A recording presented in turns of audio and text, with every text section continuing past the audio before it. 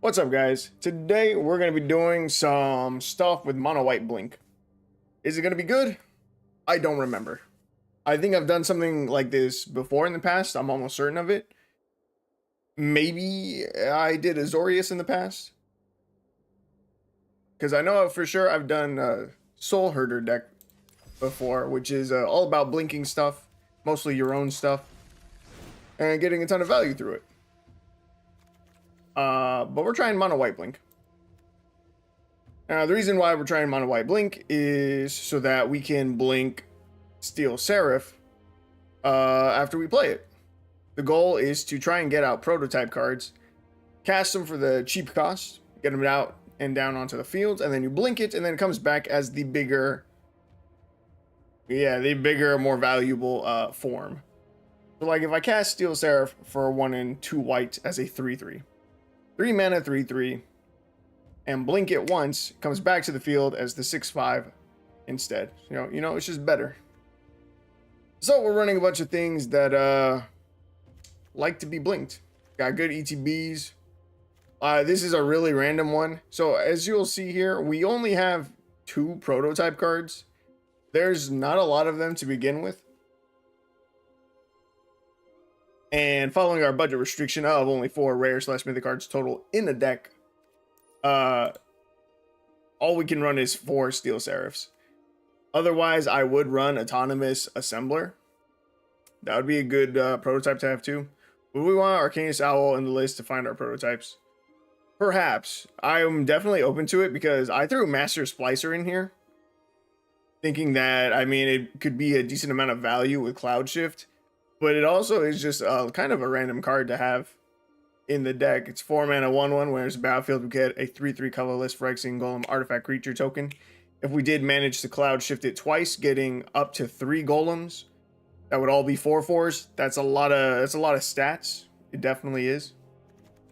Owl, I'm not opposed to it. We gotta look at the top 4 to reveal an artifact or enchantment card. Okay. We have Spirited Companions in the deck, so it could hit those as well. It's not bad. Could hit our Touch the Spirit Realms, also not bad. It's in your mono white blink devotion list and it slaps. Okay. Let's see. Do you run a 4 of? I feel like there's another card that I was just thinking of. Oh, the lesson card. I remember liking it. Not a lesson. What is the wording? What lets you find the lesson cards? There, it was the Professor. The something Professor. I liked that card a ton. Professor of Symbology. I remember loving this card. It is learn. I remember loving this card when we did Soul Herder. And so I think I want to put Professor of Symbology back in the deck too.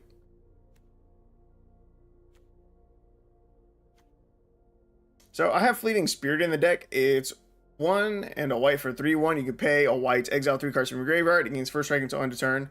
Or you can discard a card, exile this, then return to the battlefield under its owner's control at the beginning of the next end step. It's very good at dodging board wipes. But do we need 4? Maybe not. I do like running 4 ofs in decks just because it's more consistent. But I would be perfectly fine cutting 2 of them for 2 Professor of Symbologies. We have a 1 of Dawnbringer Cleric in here. Owl, definitely down for the Owl still. You see, part of me wants to try and split 2 of the Master Splicers and 2 Owls, just because I really want to see Master Splicer work. Do we need to dodge board wipes? We got a lot of card draw, so I think we'll straight gas late game. I mean, I don't know. I don't know.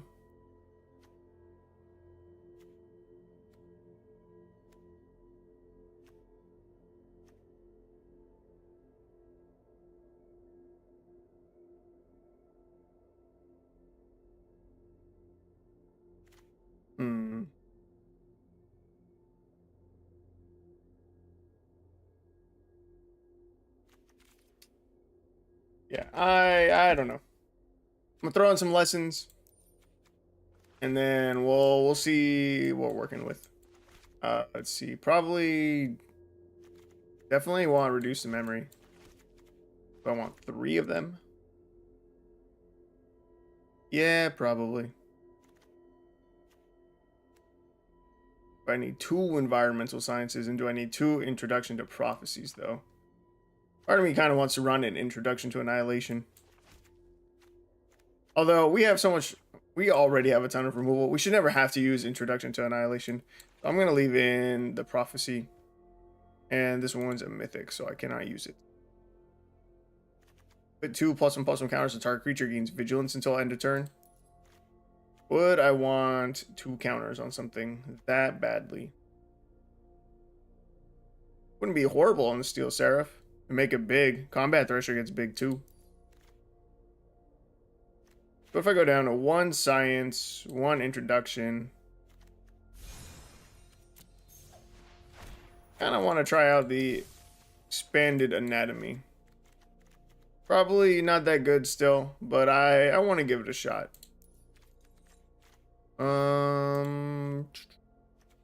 Planes, we got the new ones going. Let's see, what would I rather have? I haven't used this one yet, I don't think. Oh, that one looks a lot better.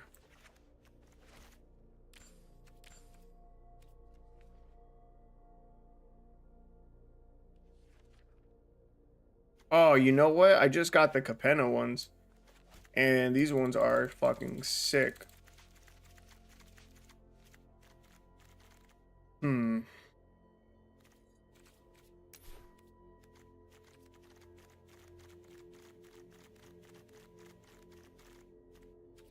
We're gonna try it out. I don't think I'm happy with how many cards that we're running 2 loves, but fuck it. We'll figure it out.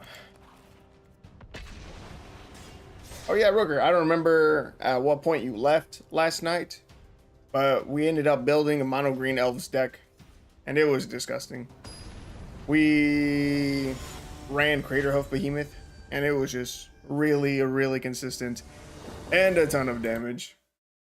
I think we had a 70% win rate.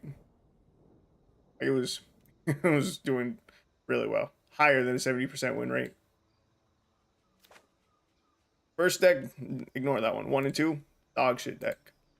This one, when I switched to Craterhoof Behemoth, 8 and 3. 8 and 3.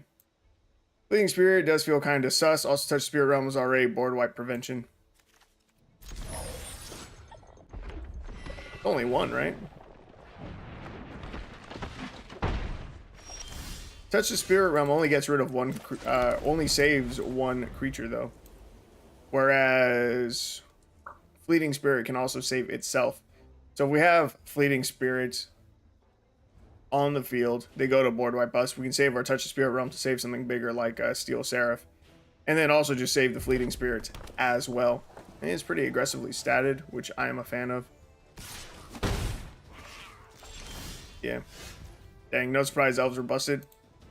I'm a little surprised because the elves actually sucked. Budget elves is dog shit. Budget elves sucks because all of the good elves are rares. Elves are easy because you can just run all the good rares and they all synergize off each other and they're super busted. Budget elves was not working. Not even a little bit. Now memeing though, memeing just a little bit with the Craterhoof Behemoth, that got us there. Running Fierce Empath, which is 2 and a green for the 1/1 elf to tutor for our Craterhoof Behemoth. Fucking fire. And then our 3 other rares were Elvish Archdruid. That shit was fire. I mean, yeah, it protects 1 creature, but Fleeting Spirit only protects 1 too. I don't know. Fleeting Spirit protects itself. What? What are you talking about?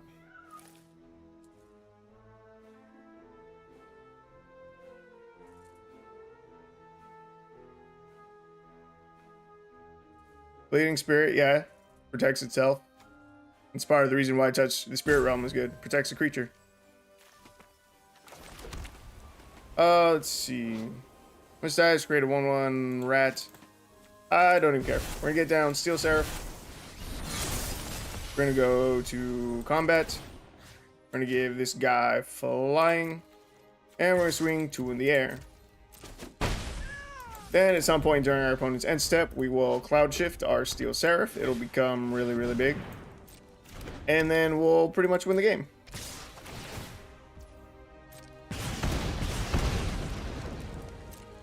Interesting. When this dies, they create another rat, right?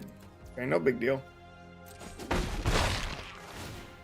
I let the damage happen because it doesn't matter. Now we cloud shift Steel Seraph. And we're about to absolutely wreck our opponent. I'm going to Field Hunter here. I'm going to get rid of one of his tokens. And opponent scoops. Easy day. Got there. Okay. Interesting.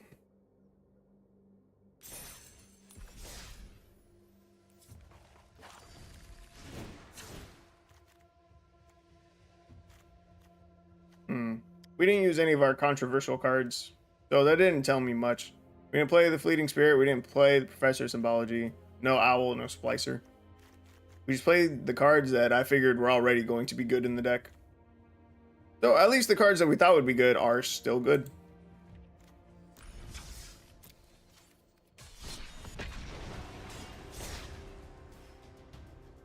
Oh yeah.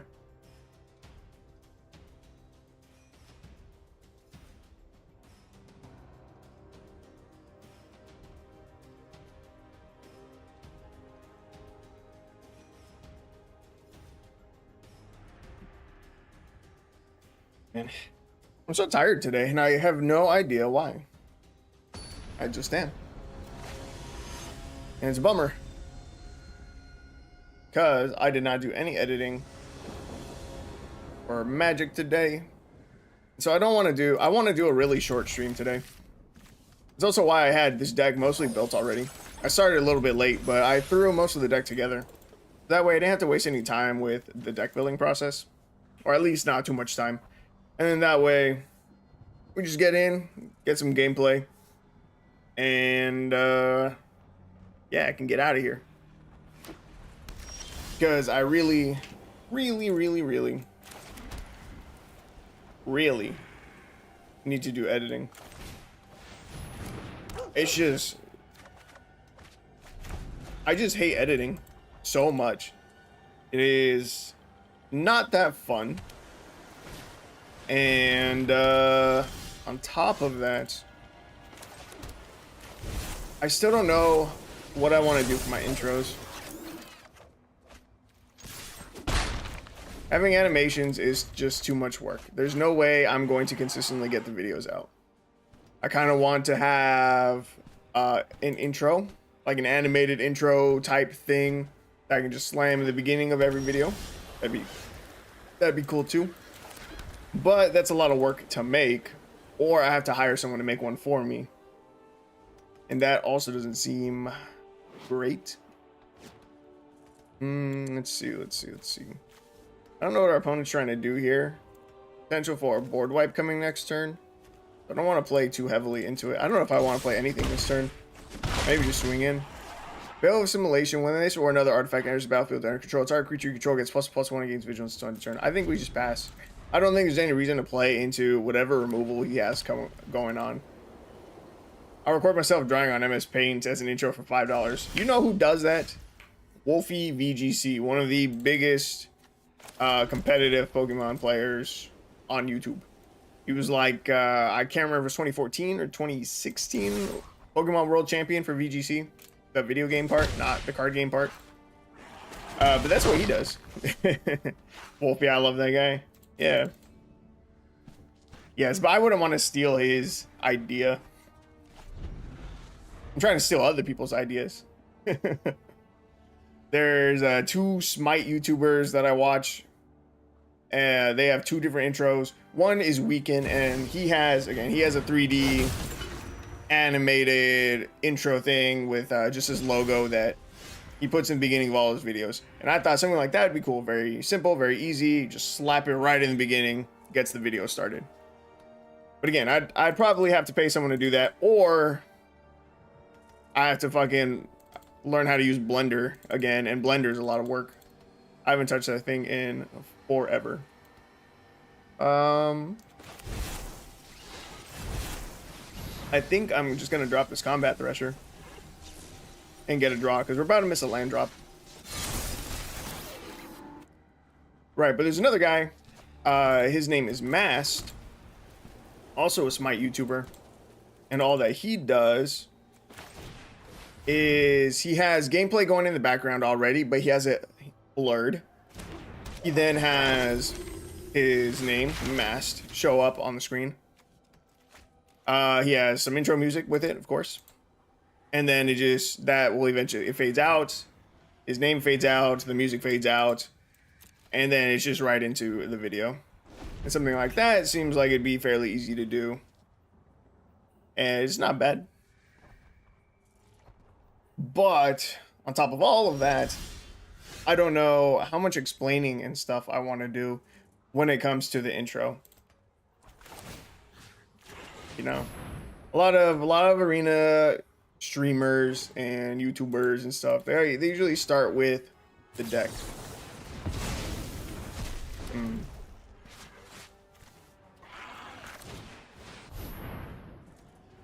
Right, they normally start with the deck in well, the deck building screen. They show the entire list, they talk about it a little bit, they get into it. I feel like I really don't want to talk about the deck too much. While deck building is my favorite part of Magic, and I would love to explain all of the decisions and why every single card is in the deck and why we're running certain amounts and what didn't work and stuff like that, I don't think anyone cares enough to want to listen to and sit through all of that in the beginning of a video. And also, that would require me to write up a very long script going over everything. A very short script would be much easier for me to go over. Yeah. But even writing like a minute long intro script,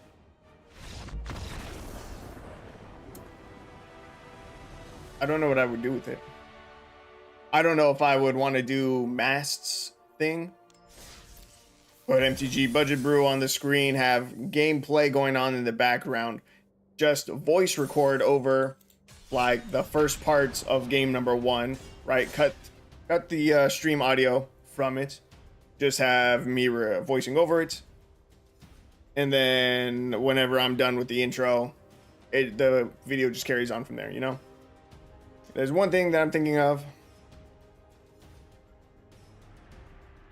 I don't know how it'll turn out. Because the other option is have an intro script and then put animations and crap around it. But that was a lot of work. I just did it for the Historic Brawl video I did. And again, it took a long time. A lot of editing. And I just really don't see myself doing that every single day.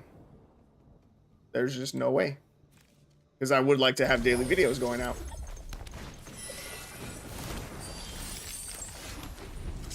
And it's not like my animations or anything fancy. Half the time it's just the cards.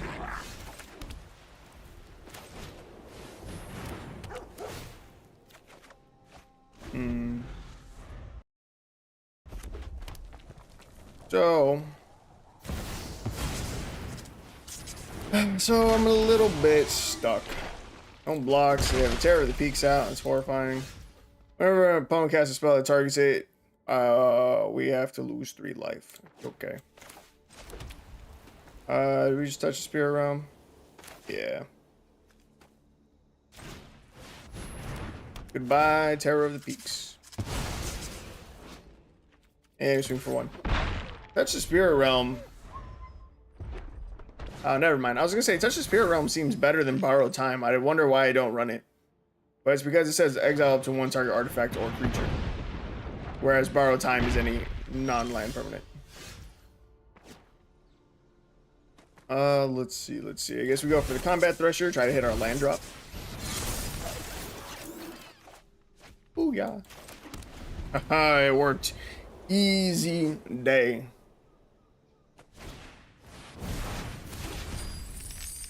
Alright, for being a blink deck, we actually don't have the most amount of blink effects in the world.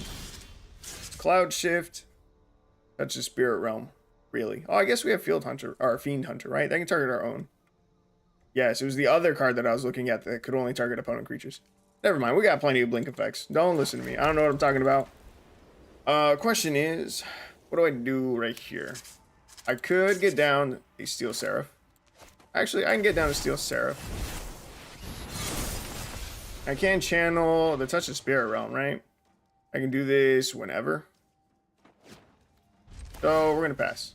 Oh yeah, we're gonna pass to combat. We're not gonna pass to combat.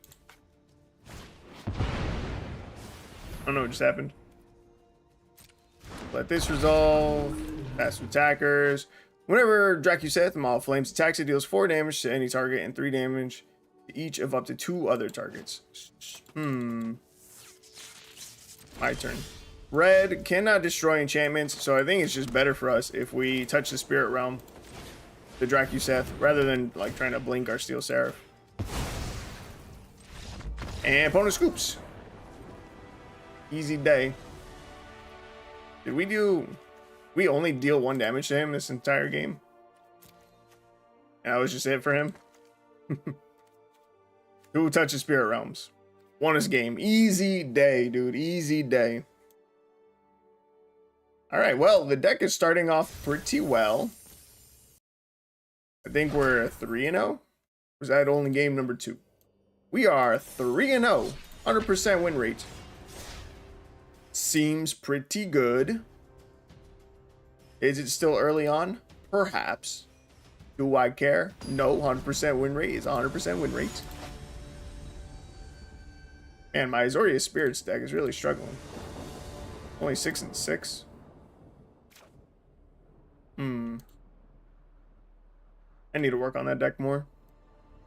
Selesnya counters. Bro, what the fuck happened with Selesnya counters? I thought it was good. Thought I put it on my list. Should not be on the list yet.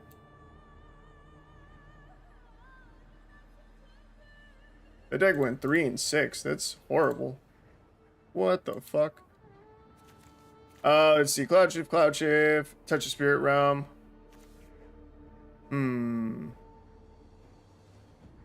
It's a Master Splicers. Well, I'll see if Master Splicer is any good or not. This will be the game.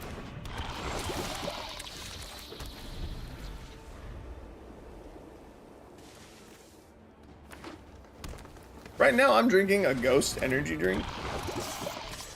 It is a Sour Patch Blue Raspberry one. You haven't seen it? Is what it looks like. Ghost. I don't like it. It's just not that good. I prefer a Monster.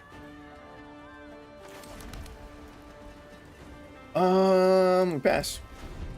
This is really bad. If we miss our next land drop, I don't see us winning this game.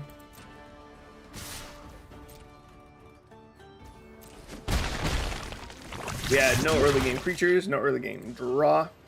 By that I mostly mean no Spirited Companions. We didn't find any of our other 2-drops either. We do have a total of 9. So it's kind of unlucky. We hit land drop number 3. That's huge for us. That gives us the opportunity to stay in the game. Sod. I'm debating about which creature I want to get rid of. But I don't think it matters. I think whichever one I pick, Rasad is just going to die right now anyway. They've got 2 black mana up. They've got 3 cards in hand. Turn ends, Rasad is still alive. That was unexpected. And Necrogen Rot Priest, it's okay. Don't block, we're up to 5. 6 counters, that's a lot. I can Fiend Hunter. We don't have a 4th mana to Cloud Shift. Feels bad. So I think we just Fiend Hunter. Get rid of the Rot Priest. Action. And might as well swing with Rasad because it cannot block the Blight Belly Rat anyway.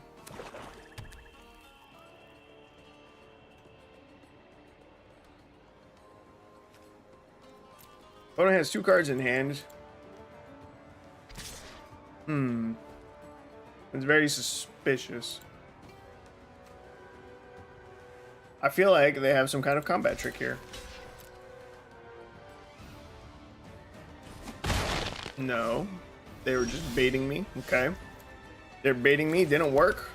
We get to drop a Master Splicer, which I am very excited to see. Because next turn, I want to Cloud Shift it and touch the Spirit Realm Master Splicer. And then maybe even hold up another Cloud Shift. And then we'll just have a ton of 4/4 golems. And then I think our opponent just can't get through it. Can't get through us. Yeah. Swing in for 3 here. Set our opponent down to 15. And we're chilling. We are at 6 poison counters already. Loaded Contaminator. Alright, it's kind of big. Nothing that we can't take care of. So we want to Cloud Shift first. Opponent's getting priority. A little bit suspicious. We're going to touch the Spirit Realm. I could just cast Touch the Spirit Realm and get rid of the Bloated Contaminator. Is that the better play? I mean, probably. I wonder if he just scoops. I guess I'll do it.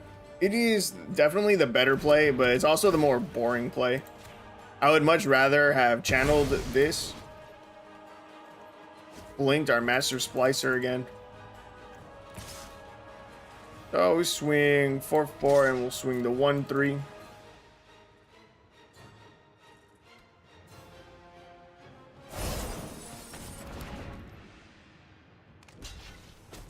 Opponent had not dead after all.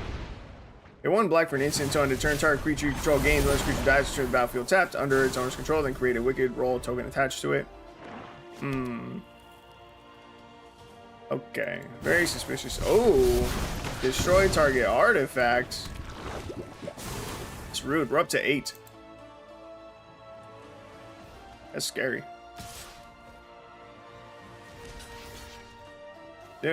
When it dies, we're up to 9. We're really close to dying.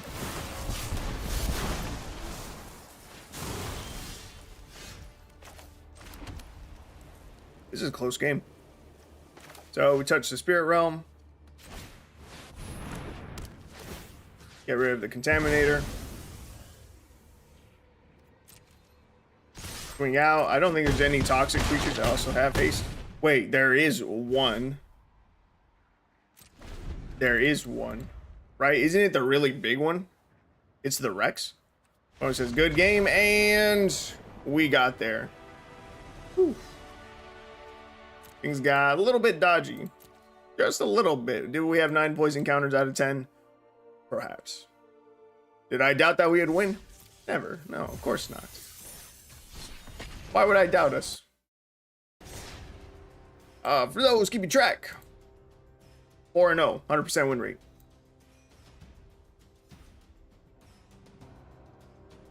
What's crazy is that I don't even feel like we're winning just because of the fact that we have blink effects.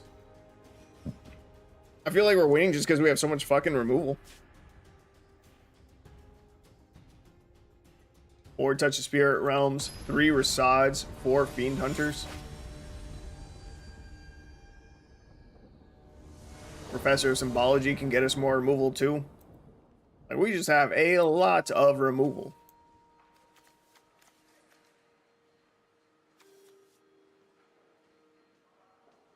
Alright, Fleeting Spirit.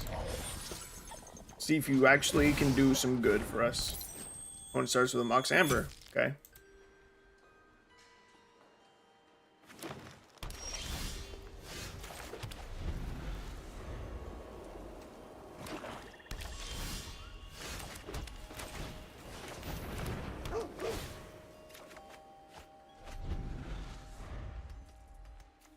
We have the Master Splicer. That's exciting. A Veto. Veto. Veto is problematic.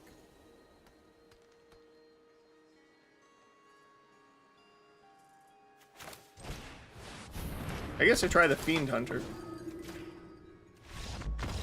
And the opponent scoops. Guess they did not have another veto in hand. Got him. Bro didn't have Marauding Blight Priest, didn't have the enchantment version that I can't think the name of. Wait, isn't it just Sanguine Bond?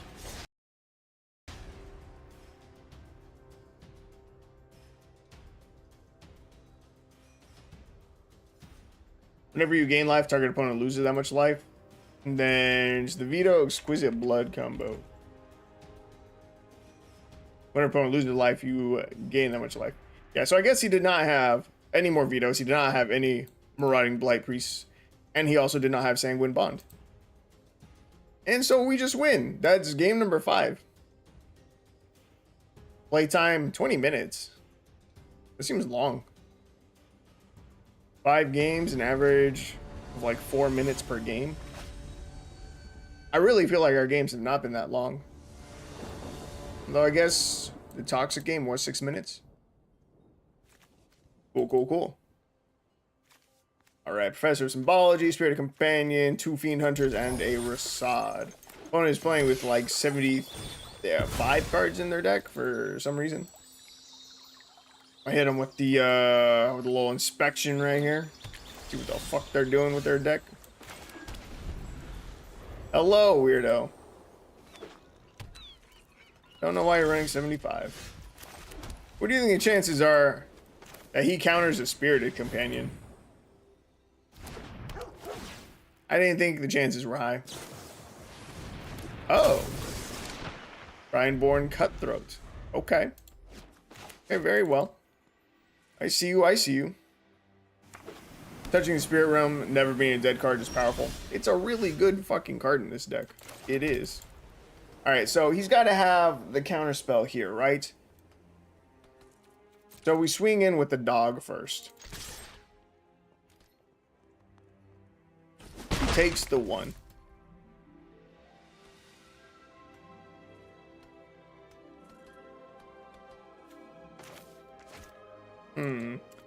I think I'm gonna try ending the turn. And it worked. He didn't play anything at all during our turn. Not even like a draw spell, not a consider, not a whichever one. You draw 3 cards unless you discard a land too. It's very suspicious.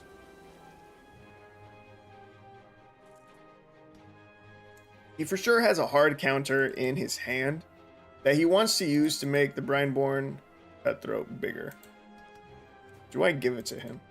I don't think so. I think I still want to just say pass. He's thinking about it now. That's a bit scary. He's got a big wolf.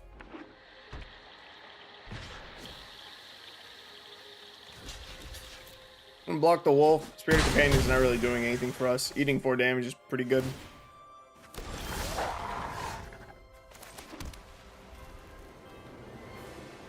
Alright, so I think I'm gonna try for the Fiend Hunter. See if it sticks. If it does, that's huge. If this sticks,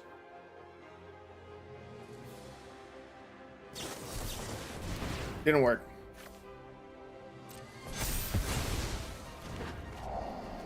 What's this say? Other wolves and werewolves you control get +1/+1 being your end step. If you didn't cast a spell this turn, create a 2/2 green wolf creature token. If I get down Professor of Symbology, I'm going to attempt to.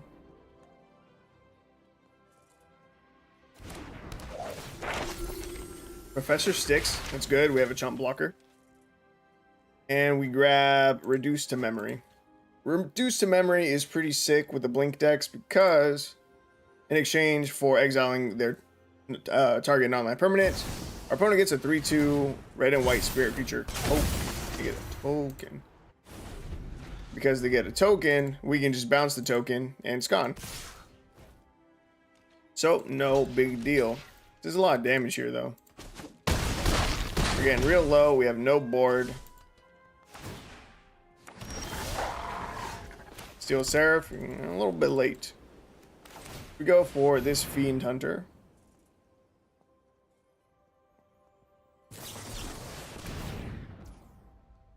And we just concede.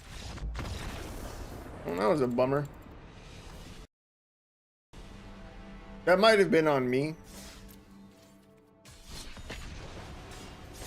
That might have been on me trying to play it slow. Trying to not run all of my shit immediately into counter spells. I don't know what the right way was to play that. Didn't help that we were on the draw. It's unfortunate. We've been on the draw for the past 4 games in a row. In fact, out of the 6 games that we've played so far, we've only been on the play once. Seems a bit shady.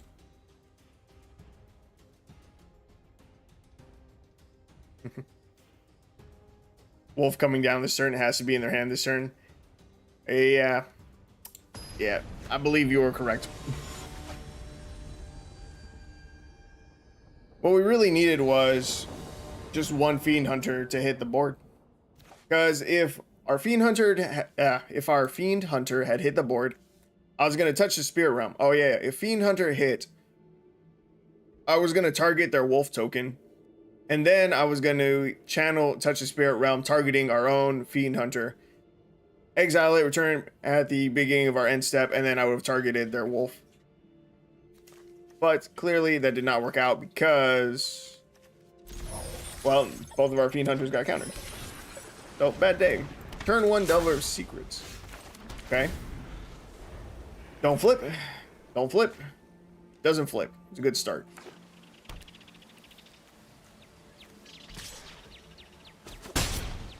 We don't have any good early game plays. Little bit concerning. Don't have any play until turn 3, and they're all bad. Rasad is too small. Steel Seraph is also too small. They just die if our opponent has a lightning strike. Hell, this dies if our opponent has a play with fire. So our opponent's not casting anything yet. I wonder if they play with fire our face right here. Titan Strength. That's worse. Worse than a play with fire. Okay, so I go with the Rasad. I would rather have Rasad to die than our Steel Seraph. Next turn we have 4 mana. We can Steel Seraph and then hold up mana for the Cloud Shift. And then we're chilling.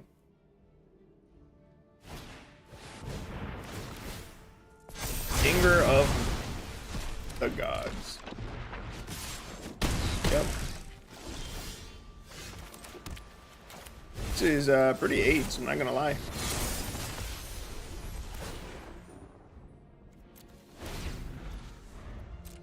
Let this resolve. Monstrous Rage. That's the card they reveal? Really? Really? Electrostatic Infantries are 4/5s. We're definitely on the play in this game, or on the draw in this game, right? Again? For the 6th game in a row? No, this would be game number 5 in a row that we're on the draw.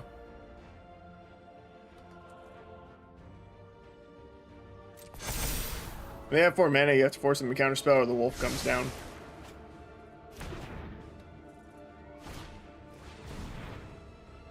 But yeah, tempo on the play is pretty broken. I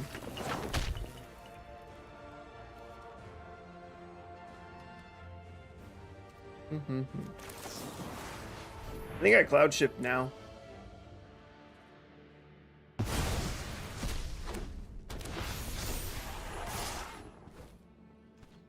It just doesn't matter.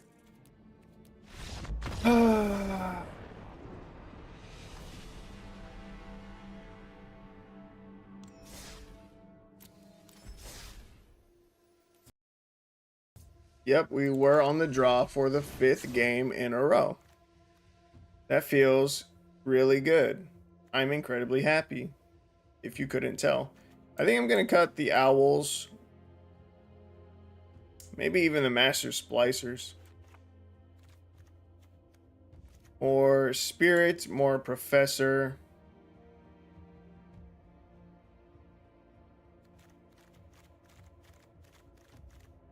Actually, what else has ETBs?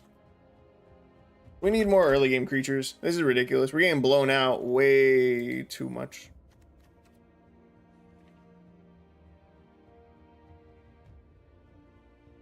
Maybe throw in like some portable holes. I want to be terrible. Raven Inspector. It's okay. Ambitious Farmhand. Actually, I was like 2 minutes behind. It jumps to the present. See, I thought you were a little bit more behind than usual. New plan, Daxos, 4 owls, and the white devotion guy with ETB to make tokens. I don't want to play your deck. No. No. I'm gonna discard changes. It's crazy. We've only lost 2 games. I'm 5-2 with the deck still. Really, I shouldn't be making any changes to the deck. It's just that the game has never let us be on the play. Aside from 1 game, 1 out of 7 hardly counts.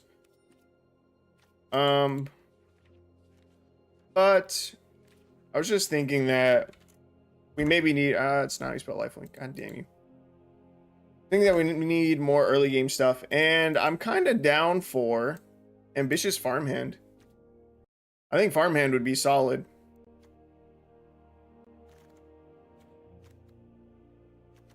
Three power, 2, 1, 1, 1, 2.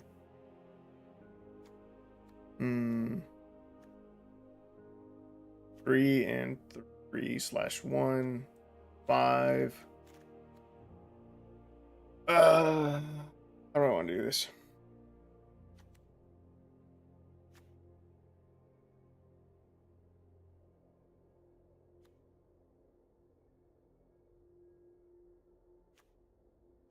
I'm gonna go with the Master Splicers.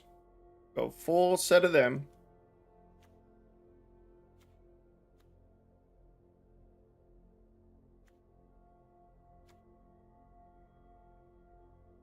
God damn it, do I?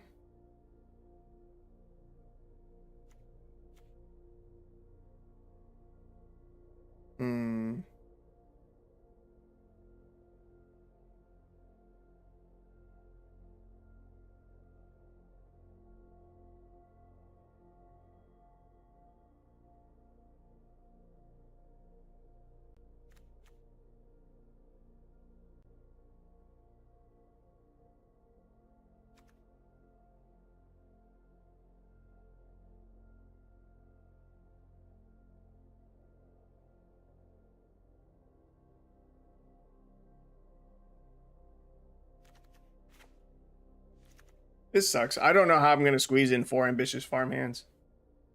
I don't want to cut anything from the deck. Which is bad. Very bad. Very greedy way to play. That's how people end up with decks with 73 cards for no goddamn reason.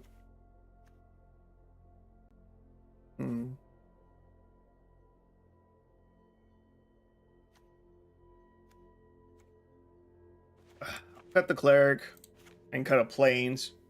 Ambitious Farmhand is going to get more. The Fleeting Spirit I like even more now that we're running Ambitious Farmhand, because for the Coven we need creatures with 3 different powers. Most of our shit has one power. Professor of Symbology has 2, Fleeting Spirit has 3. Companion, 1. Hunter, 1. This is another 2. This is 1. That's a 3, and then this is a 1. So I think I really don't want to cut these. If I cut some top end, what if I cut down on 1 Rasad? Is a legendary, I guess, and works basically the same as Fiend Hunter. I don't know if I cut out. If I go greedy, cut out 1 more Plains. With Ambitious Farmhands and potentially blinking it, there should be no problem with us hitting lands. The 4 Cloud Shift, 4 Farmhands, 2 Spirits, 2 Professors, 4 Spirit Companions, 4 Fiend Hunters. Actually, what if I go 1 less Fiend Hunter, 1 more Rasad? Because Rasad still works better with Ambitious Farmhand. 4 Spirit Realms, 4 Master Splicers, Steel Seraph, Combat Thresher. Yeah. Yeah, with some of our games, I mean, if we got a 3/3 lifelink on the board, that'll help keep us alive a lot longer than we have been. Let's try it out. Let's see if this is any better.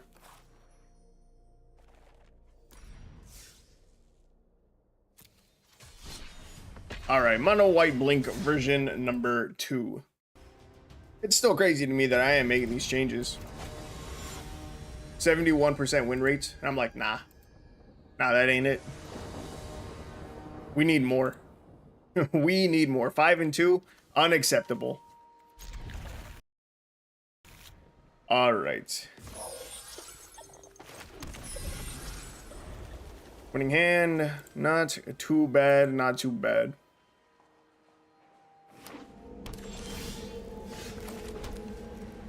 Go with the farmhand. Get a plains, yup. Take that action. Boom, easy day. We'll be guaranteed to have enough lands that we could even hardcast or Steel Seraph and or Combat Threshers if necessary. If necessary. Rat Colony. Okay. Okay, I see you. So this doesn't increase toughness. In which case, Combat Thresher is nuts against rats. 3 Combat Threshers would also be nuts against rats. Although, I don't think they're just Rat Colony. They're running red. They have some kind of other card in here. Infernal Grasp. Okay, we have 4 mana. So, I think I just double Professor. We're gonna learn. I will grab. We are actually about to miss a land drop. I think we're going to Environmental Sciences right now. And grab plains. Wait, maybe we were not about to miss a land drop. It's fine. We're okay. Impact Tremors, suspicious. Boom. Land number 5. It's Combat Thresher again. Get our draw. Land, no big deal. Ambitious Farmhand.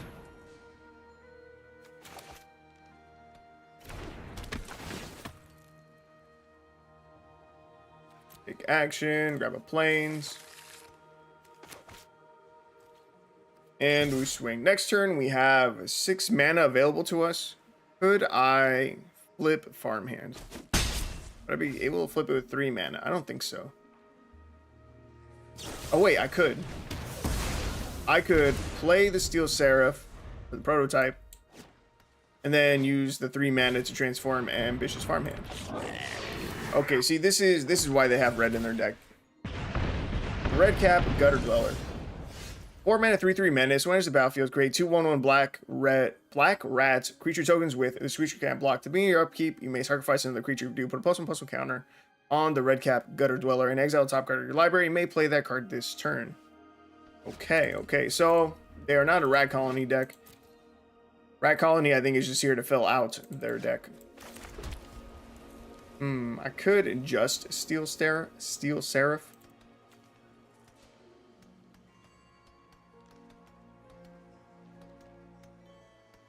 Part of me really wants to play this slow. I could just Fiend Hunter the red cap. Actually, that's... is that better? Yeah, we'll get rid of this thing. Even though I really want to get down the Seraph, this is probably just the better play. And fuck it, I'll drop another Combat Thresher.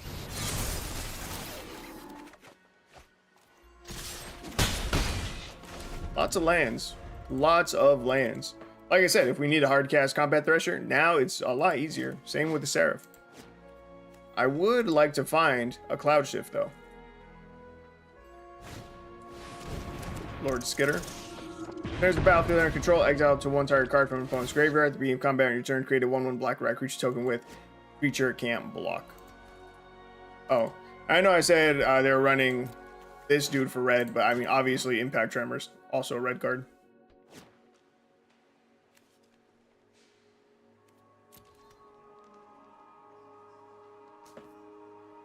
So now I think what we do, I think we play the Steel Seraph for the 3 mana. That leaves us 4 mana available for the turn, and we can use 3 of that to transform our ambitious farmhand. We go to combat, we can give the farmhand flying, swing 3 in the air, gain 3 life, and then our opponent is very, very far away from killing us with an Impact Tremors. Like, incredibly far away. There's no way we die.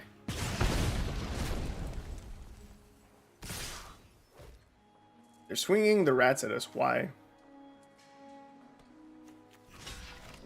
Just because. I'm only going to block with Combat Thresher. I'll let 1 connect. It's okay. I was just worried about some kind of combat trick. Alright, yeah. It's about time I get down to Steel Seraph. Okay, activate the Coven. I'm gonna give this flying, like I said. Swing that in the air. We go back up to 19, and we are chilling. Make more rat tokens. Do it. Do it.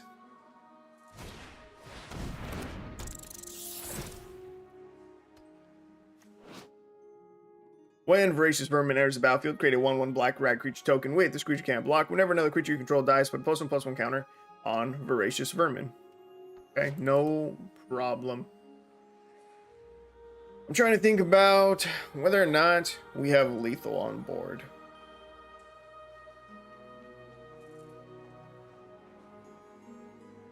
If I Fiend Hunter their Lord Skitter, they only have the 2/1 to block with. Steel Seraph and Seasoned Cathar can go into the air. That's 6. He can only block 1 thing on the ground, the Professor. Combat Thresher is 7, 8. Fiend Hunter is 9. That should be game. As soon as I get rid of Lord Skitter, unless he can play another creature, play another blocker, I should say, with his 2 mana, then with his 2 red mana, I think we win. Swinging some rats at us. I'm gonna say no blocks. I'll take that damage. And yeah, so I Fiend Hunter. Grab the Lord Skitter. Take that action. Go to combat. Season Cathar. Flying. Swing out.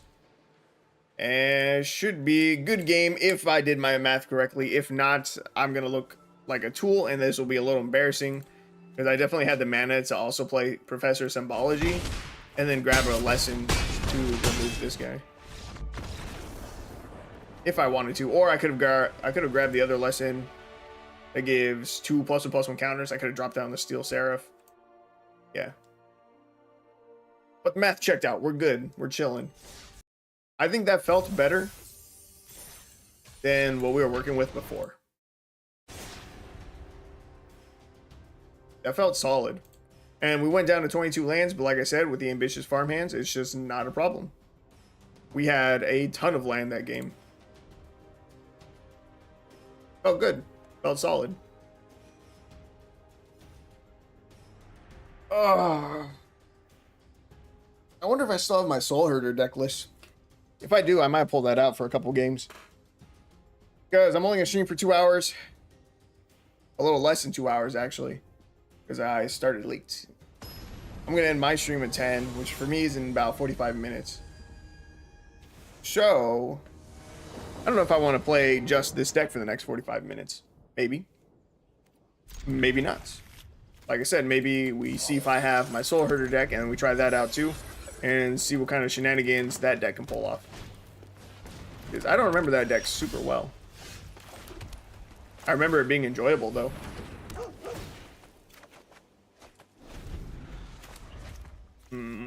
Lots of cloud shifts. Oh, you know what?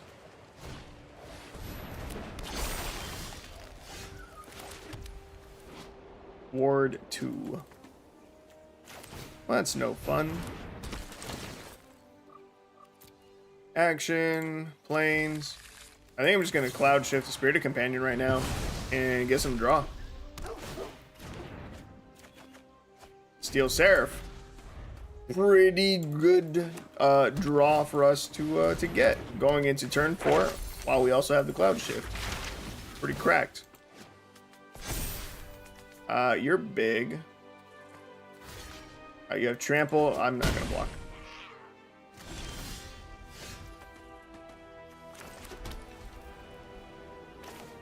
let's get down our Steel Seraph. Man, what did this do? Whenever you attack, put a +1/+1 counter on target attacking creature and untap it, bro. That's nuts. That's crazy. Let's give you flying. Sure. Neck for 1. Got him. Hell yeah. We've got him on the ropes now, boys. He's down to 19. Hey, yo. Wait. When did this happen? Why can't we see this? What did I miss?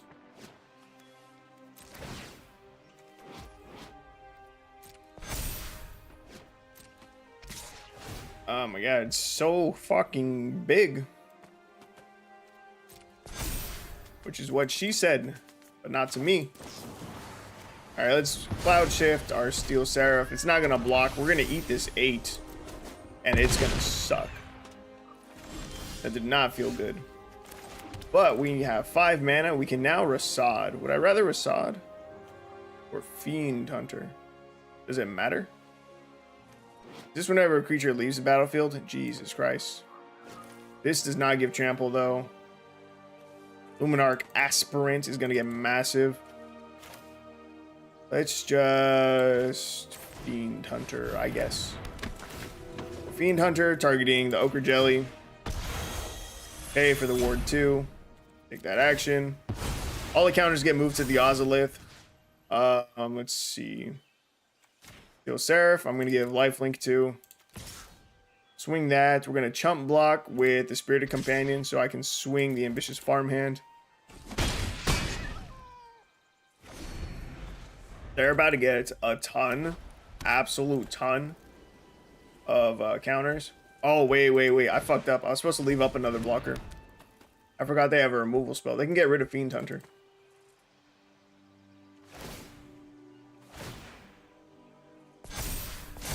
That removal spell is sorcery speed, right? Yeah, sorcery. Okay, so they can't use it right now. We chump block, we're fine. That was weird. They use Reduce the Memory to get rid of the Steel Seraph. That was definitely questionable. They could have used it to get rid of Fiend Hunter and then gotten their Ochre Jelly back, and I feel like that would have just been better. But they don't, and I'm okay with that. We Rasad, we get rid of their Luminarch Aspirant. Resolve, and we have enough mana to activate our Ambitious Farmhand. Fuck it, and we swing in for 7.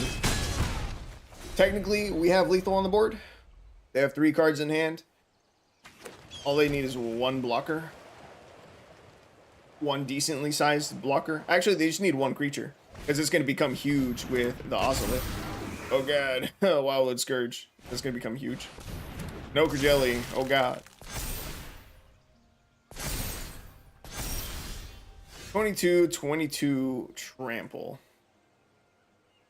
It's pretty big. We are out of gas.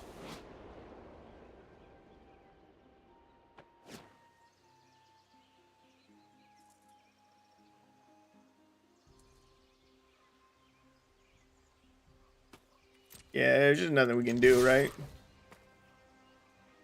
That is a bummer.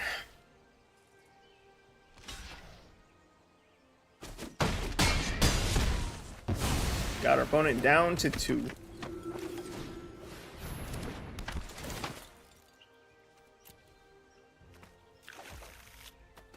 Feels bad.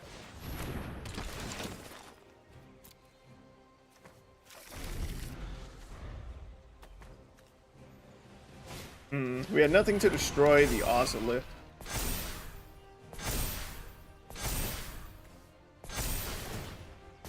Really? I guess we needed to hit Professor of Symbology. Wait, can this? No? Oh yeah. Touch the Spirit Realm can get rid of artifacts. We just got unlucky and did not find it. If we could have gotten rid of the Ozolith, we for sure win that game. Damn. Please tell me we were on the draw. We were on the play. God damn it. Are you serious? Feels bad.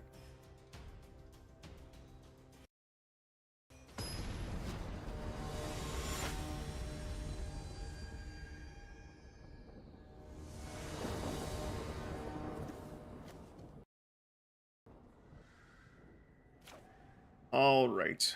Let's see. Cloud Shift, Spirited Companion, and Combat Thresher.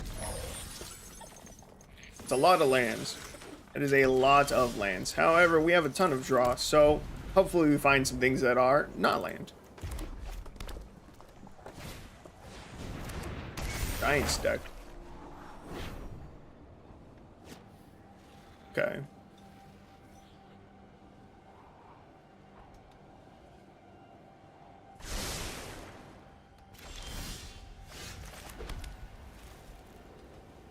I think I want to Ambitious Farmhand.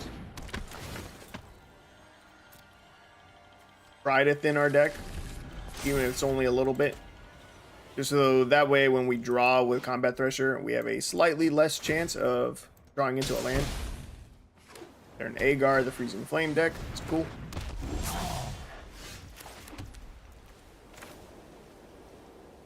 Actually, I might want to be greedy and hold the Combat Thresher. If I play it next turn, I can hold up mana for the Cloud Shift. We're going to Spirited Companion.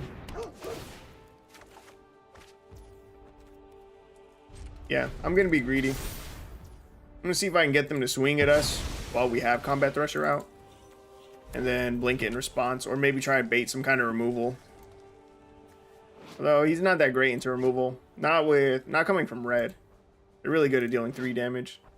So if they were to target the 1/1 with like something like I don't know, Lightning Strike type of effect, blinking it doesn't do much for us.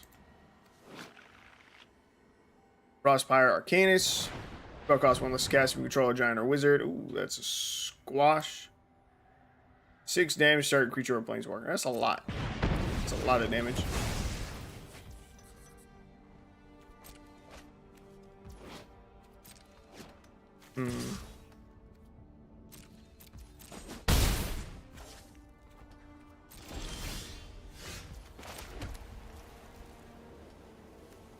I still think I go with the Combat Thresher.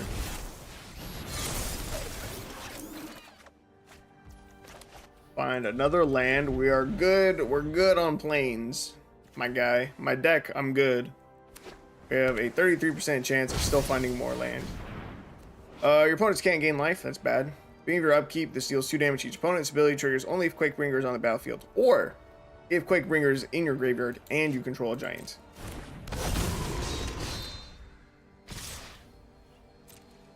Oh, wait a minute. Wait, god damn it. Before he went to combat, I was supposed to blink. Well, whatever.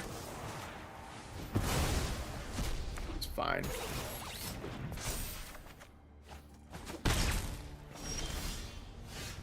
That guy preventing me from gaining life is not fine, though. We're gonna Professor of Symbology.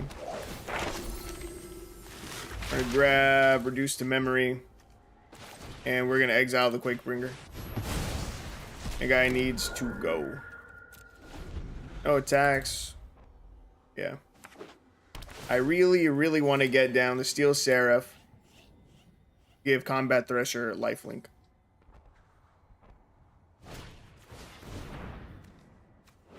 See, when it enters the battlefield, search your library for an instant sorcerer card of the same name as a card in the graveyard. Reveal it, put in your hand, then shuffle. They just use Glimpse Cosmos. Look at the top 3 cards of your library, put one of them into your hand, and the rest on the bottom of your library in any order. As long as you control a giant, you may cast Glimpse Cosmos from a graveyard by paying 1 blue rather than paying its mana cost. If you cast Glimpse Cosmo this way, and it would be put into your graveyard, exile it instead. Okay, okay. Combat Thresher survives the turn. This is huge. This is very good for us. I think we just hardcast Steel Seraph. Get the big boy down. Combat Thresher.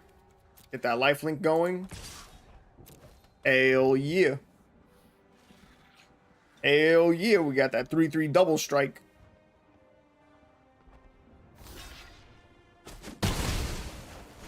Bet. All right, we're in an okay spot. We're in a much worse spot.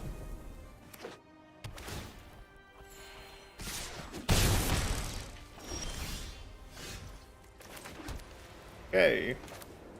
What's the next part of this? Scry 3, and then whenever you cast a spell with mana value 5 or greater this turn, draw 2 cards and discard a card.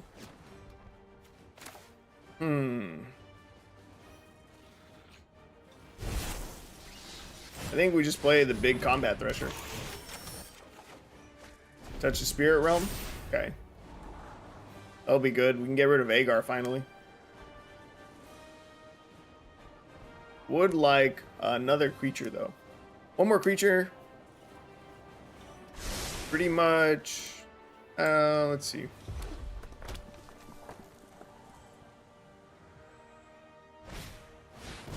I want another creature so I can get down Ambitious Farmhand and transform it. That's what I was gonna say. I was gonna try and say that any other creature in our deck would be fine, but that's not true at all. Alright, Tectonic Giants. Whenever this attacks or becomes target spell and opponent controls, choose one, deals 3 damage to each opponent, or exile top 2 cards to your library. Choose one of them until the end of turn. You may play that card. And Bone Crusher Giant. If we target it, we take 2. Not good, not good.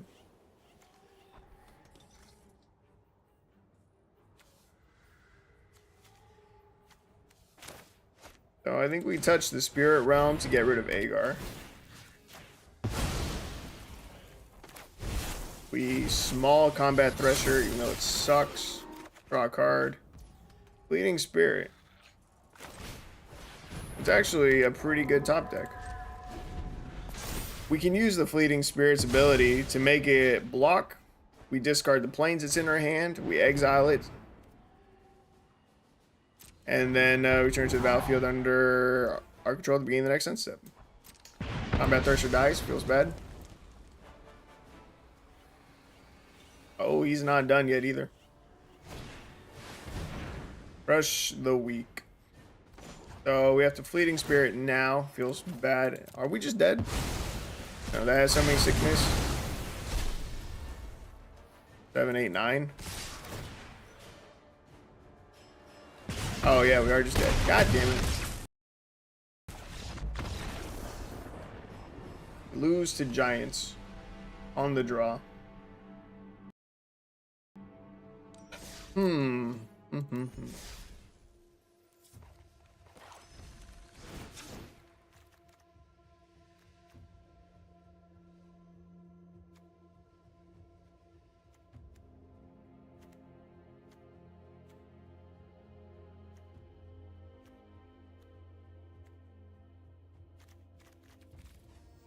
We're gonna try another game.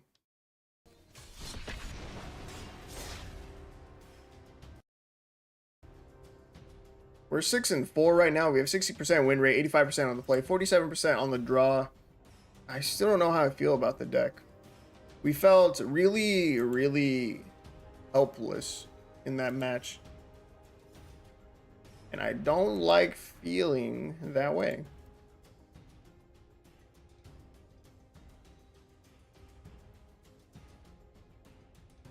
Combat Thresher felt too small, which kind of sucks. But the fact of the matter is, it is small. It's 7 mana for a 3/3. A 3/3. Yes, it has double strike, so it can deal an okay amount of damage. It is still just a 3/3. And it felt small compared to literal giants. So, it is what it is, I guess. Man, I feel like we're just missing something. The thing that we're probably missing is more rares. More prototype cards. More blink effects. Better blink effects. There's that other one drop that's better than Cloud Shift. Because you get to cast it again for free, and I can't think of the name of it. They got rid of our Spirited Companion. It's fucked up. That's rude as hell. Other Fang Disciple, also rude as hell.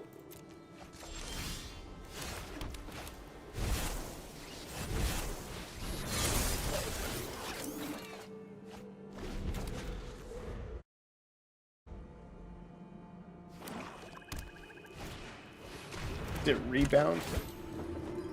Ephemerate. Oh, wait a minute. Yeah, why aren't we running Ephemerate? Wait. Do we have the common version of Ephemerate? We have to discard a card. The planes, I guess. I need to double check. I'm pretty sure we only have Ephemerate. God damn it, dude. As a rare. But it got reprinted in Modern Horizons. So maybe we got the common version. I feel like we didn't, though. We will have to see. We will Spirited Companion here. Draw a card. Plains. I think I just hold on to this Plains, honestly.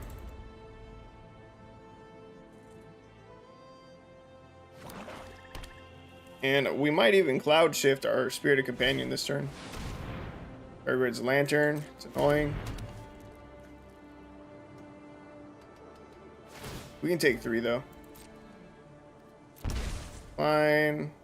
Pass through attackers. We declare Spirit Companion as a blocker, but then we're going to Cloud Shift in response, and then during our turn, we can use Touch the Spirit Realm to get rid of Turgid's Lantern, and then we should be chilling. Should be chilling. Touch the Spirit Realm. Lantern is gone. No attacks. We use Spirited Companion to actually block this turn and kill an Elder Fang Disciple. Opponent's down to 1 card in hand. We have 3, and they're all pretty good cards. They can make us get rid of Steel Seraph, but then we still have a Spirited Companion to draw with. We have a Fiend Hunter to get rid of their other Elder Fang Disciple. They choose to get rid of the removal spell.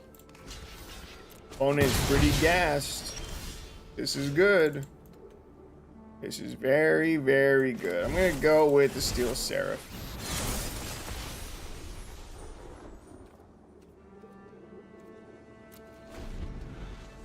Not a removal spell.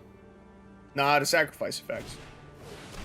Turgid's Lantern. Annoying, but fine. We have another Touch the Spirit Realm for that. Decline, we take the 3.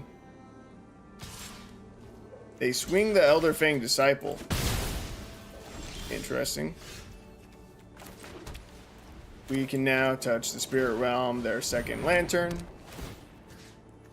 We can Spirited Companion. And I think we have stabilized. You. Lifelink. Boom. Got him. If we beat Mono Black Control, I will feel very, very happy. We were on the play. Rip Master Splicer. Feels bad. Top deck a Swamp. Also feels bad for them, but they can eat my dick. Combat Thresher. Small side. No big deal. No big deal. Lifelink again. We're up to 17. They're down to 11. Unless they have a board wipe in their deck, which I feel like they don't. I think we're good. I think this is just game.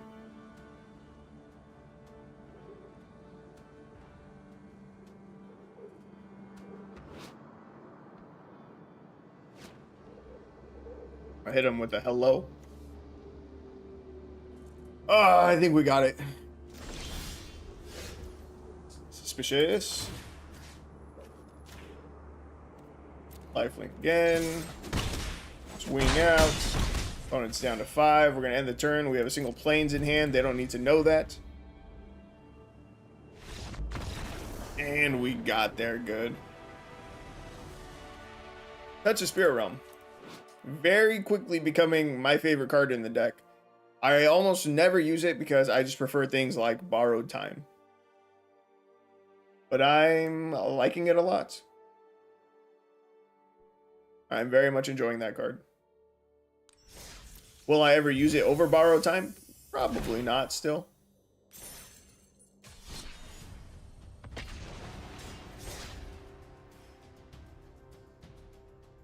That game, I'm pretty sure we were on the play. I'll double check.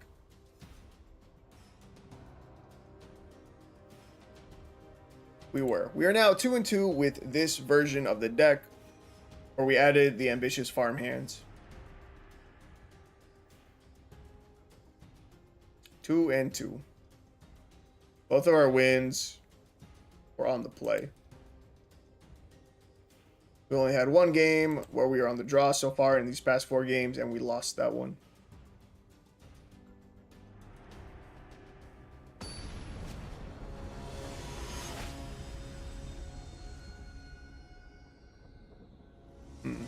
Desert Spirit Realm removes blockers, blanks removal, and is still solid removal itself. I agree with all of that. Let's see. Opening hand, it's okay. Just okay. We have Double Master Splicer, which is very... honestly, it feels a little precarious. I'm not sure it's going to be that great because we have no bounce effects in our hand whatsoever. We have no Cloud Shifts. We have no Hunters. Although Fiend Hunter's not really a good one to use to bounce our own stuff. We have no Touch of Spirit Realms. Play Professor Symbology here. I think I'm going to grab the Expanded Anatomy. I want to see if the 2 +1/+1 counters on this are good. Crucius. At the beginning of your end step, you may discard a card. If you do, create a treasure token and choose Ambitious or Expedient. If you chose Ambitious, seek a card with greater mana value than the discarded card. If you chose Expedient, seek a card with lesser mana value than the discarded card. At the beginning of your end step, huh? Kind of need to get rid of that. So, Fiend Hunter it is. Oh god. That is an Unburial Rites and a Priest of Fell Rites. So he is very much a Reanimator deck. And he was hoping to discard... Is this... What did he discard? Oh, he probably discarded, like, Unburial Rites. Oh, God. Got Crucius back already. That's horrifying. Dang, it's a top-tier deck. Yes, it is. Crucius is also busted in Brawl. Ah, fuck. That's an Atraxa. Wait a minute. Okay. Yeah. We needed him to not have a removal spell, and he did.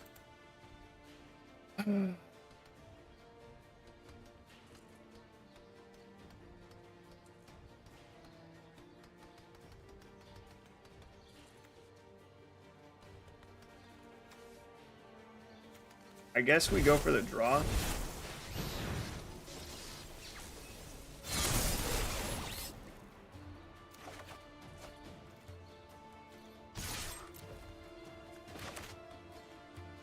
Where do we find removal for Atraxa? How great it is. They're already going to get a ton of value from the ETB. Obviously, it's much worse if the body sticks around. The revealed cards. It's not that great, actually.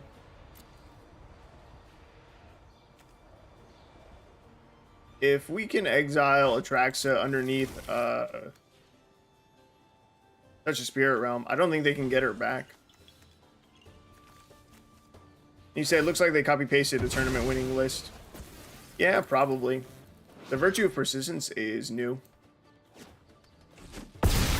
Oh, dude, the Bitter Reunion giving it haste. I didn't even think about that, but that's fucking rude.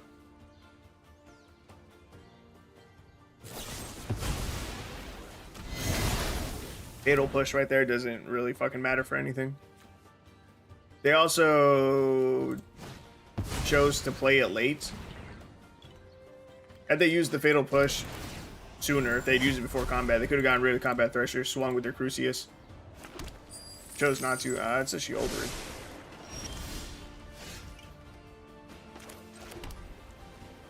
Damn, do we have the 1-of still? No. I cut him. No, we need the one of Dawnbringer Cleric to exile a card from the graveyard. This is the game. This is the one where we would have needed him. So I guess we touch the Spirit Realm on the Atraxa. And No attacks. So what does this shoulder do? At the beginning of each opponent's upkeep, that player sacks a creature. Feels good.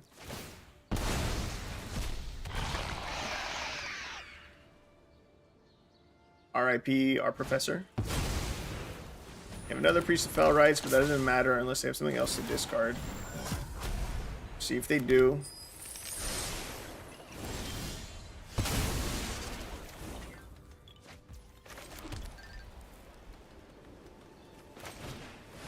I think all we can do is Master Splicer. This is not looking good at all. Damn, we're gonna have a negative win rate after this. At least with version number 2 of the deck.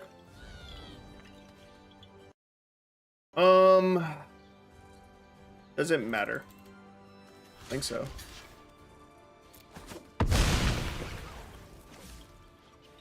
Didn't matter what we blocked with, because whatever we didn't block with, we have to sack at our upkeep anyway. They ditch another Fabled Mirror Breaker. I'm taking a land's not that bad. You can play a Master Splicer and a Steel Seraph here. It's the little Steel Seraph though. Sure. Being your upkeep, put target creature card from a graveyard onto the battlefield under your control. Fiend Hunter. You steal my Fiend Hunter? That's fucked up. Yeah, we'll just call it there. That was lame.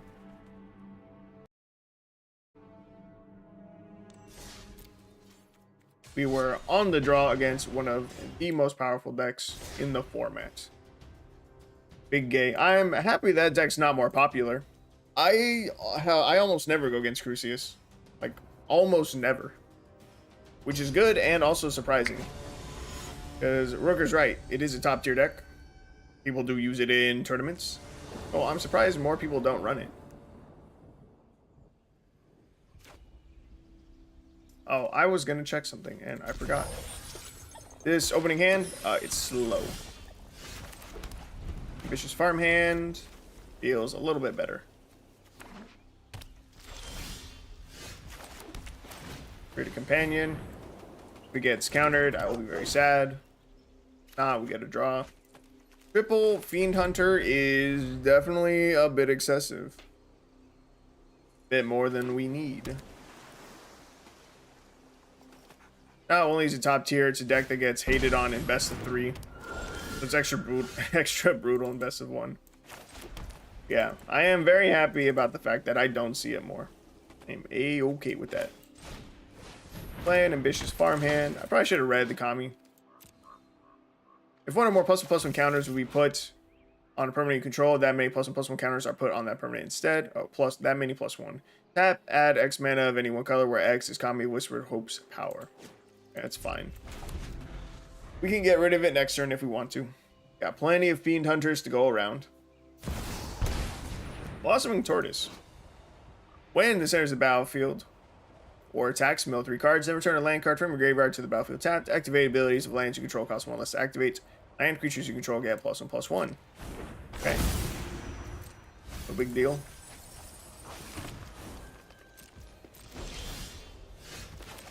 Allow me to show you Fiend Hunter.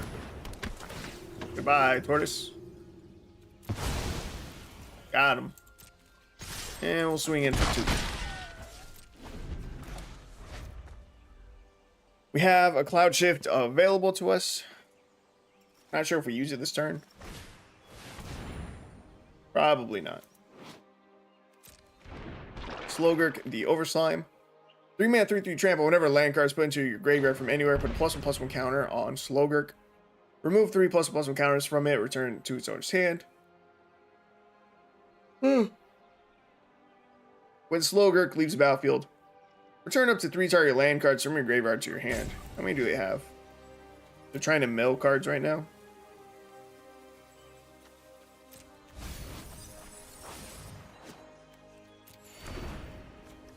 Mill 2 cards. You may put a permanent card from among mill cards into your hand. You gain 2 life. Okay. Combat Thresher. That's an actual good Cloud Shift target.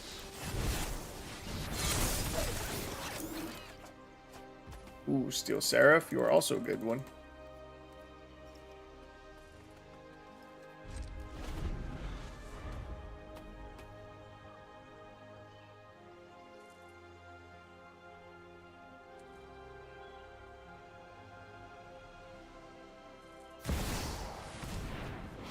I get the Soul Cauldron. You may spend mana as or mana of any color to activate abilities of creatures you control. Creatures you control plus counters on them have all activated abilities of all creatures exiled with Agatha's Soul Cauldron. Tap, exile target creature card from a graveyard. When a creature card is exiled this way, put a plus counter on target creature you control. What are they grabbing? Willowgeist?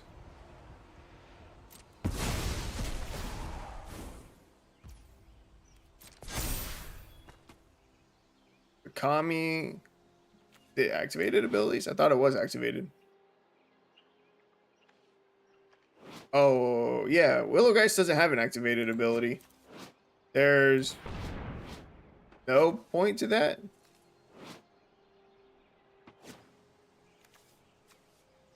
Why would you not choose your Soul of Windgrace? I forgot if you ever did Agatha's Soul Cauldron on stream. I just remember nagging you. I never have, actually. I don't remember what deck we were talking about using this with, but whatever it was, I wasn't feeling it. But I could build a Soul Cauldron deck. It'd be cool. Yeah, it's weird that they didn't choose Soul Windgrace. Deep Root Wayfinder. When it deals combat damage to a player or battle surveil one, then you may return a land card from graveyard to battlefield tapped. If they get any untap effect, they win immediately.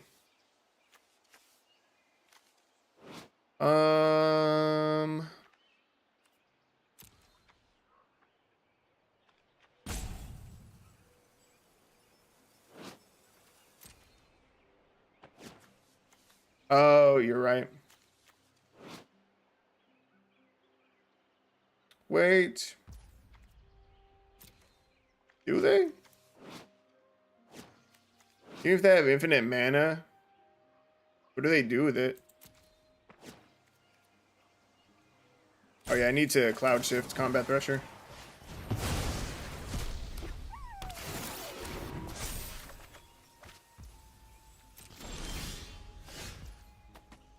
Okay, yeah, what am I missing, Rooker? What do I need to touch the Spirit Realm? Because if they do get an ability that says, pay however much mana, untap it, like, they can go infinite. Oh, I thought they had mana sink. Okay, yeah, no. I saw the Soul Windgrace. No.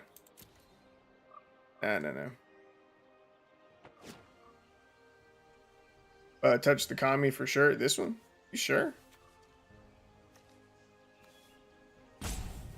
Okay. Actually, I'm gonna Fiend Hunter it. Oh, fuck. Actually, you're right. Let me go back. Let me go back. Alright, we're gonna get rid of the Kami. That's awkward. I definitely should have touched the Spirit Realm. The fucking Cauldron.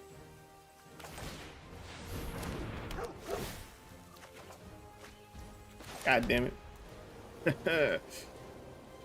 A little bit awkward. Alright, Combat Thresher, activate. I forgot I could hit artifacts. So did I. Like I said, I'm not used to playing this card. Okay, it's fine. It's fine. Opponent's down to 7.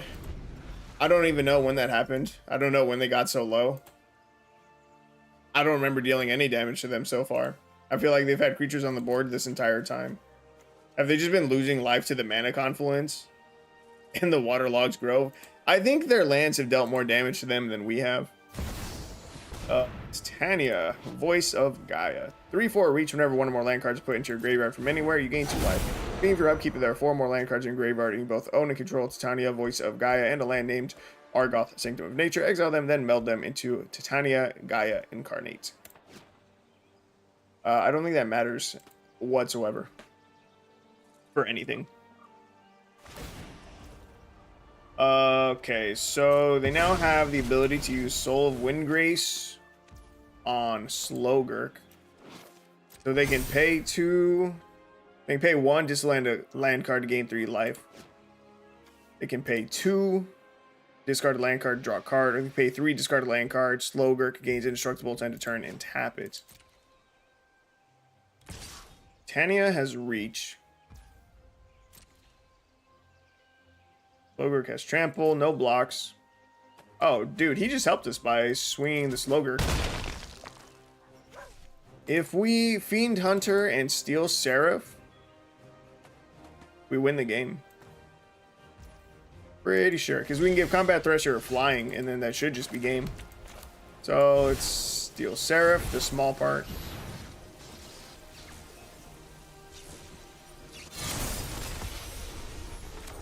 Fiend Hunter. They are getting priority, which is a little bit scary. But they can always... It's probably just because of Slogurk. We get rid of Titania because she has reach. If our opponent has removal, we Cloud Shift in response, probably. Have the removal spell for Fiend Hunter. Let me stunt on this hoe. Let me Cloud Shift. Tawara. Okay. Slogurk, resolve. I really don't want that to resolve. Going to. It's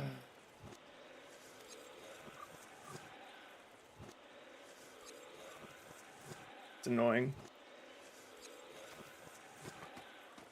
I really don't want to Cloud Shift the Combat Thresher.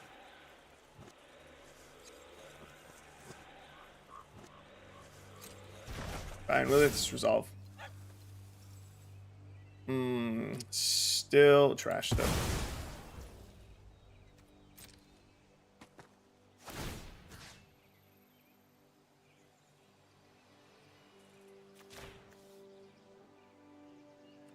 Let's give this flying. Swing in for 1. We should be able to win next turn. I really thought we had him, so I did not bother using Touch the Spirit Realm on the Cauldron. Let's hope that he cannot punish me for that. But if he cannot get another reach blocker up, we're going to Cloud Shift our Steel Seraph. That goes up to 5 power. We go to combat. Steel Seraph gives something else flying that's 6 in the air. Should be game. He technically can still gain life with Slogurk. By, paying a green mana and discarding card. Say no blocks.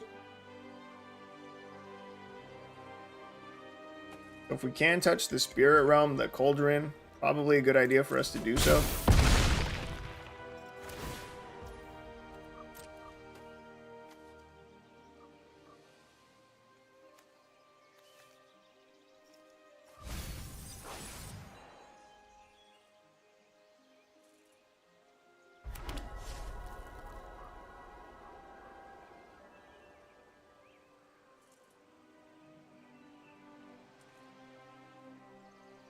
Yeah, I think we start with Touch the Spirit Realm just to be safe. Hopefully he doesn't think to use a Slogurk to gain life. And then we should just have lethal. Oh, actually he can't. If he taps for a green now, he has to pay life to use it. Darn Thrill Seeker, back up to pay 1, sacrifice creature deals damage equal to its power to any target. Ooh, are we dead? Technically, no. We can Cloud Shift something. What do I give him back? Tommy? So we're gonna Cloud Shift the Fiend Hunter. We still can't kill him. God damn it, dude.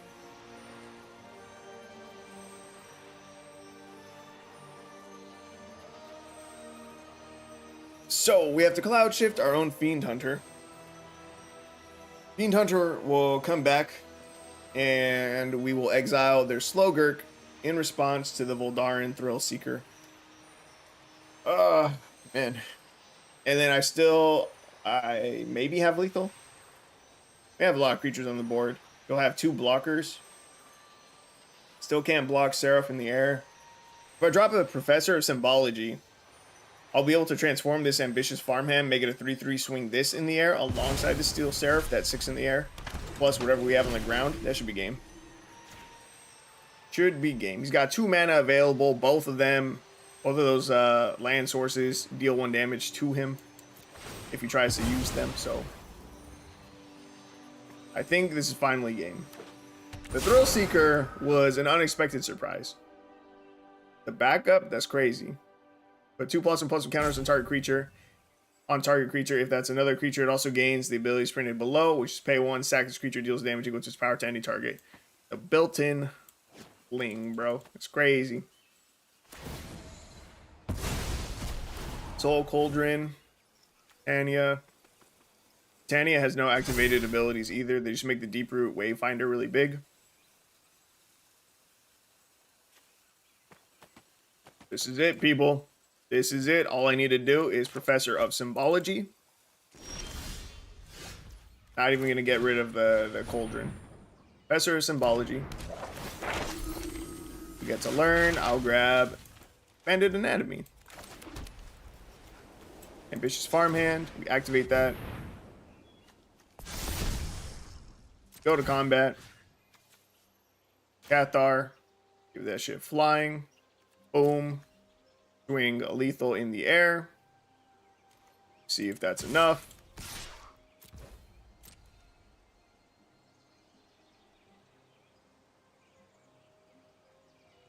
He's looking for answers. He's looking for answers. He can still pay green, discard a land card and gain 3 life.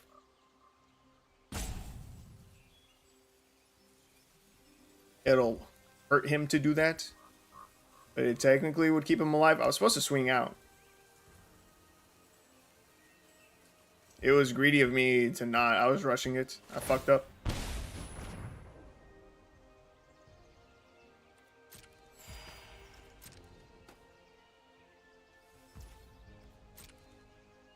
Yeah, if we had swung out, he would be dead. So we're now going to touch the Spirit Realm and finally get rid of the Cauldron. Oh my god. It's terrible. I also could have used the Expanded Anatomy before combat as well. That would have been the 2 damage we needed for game.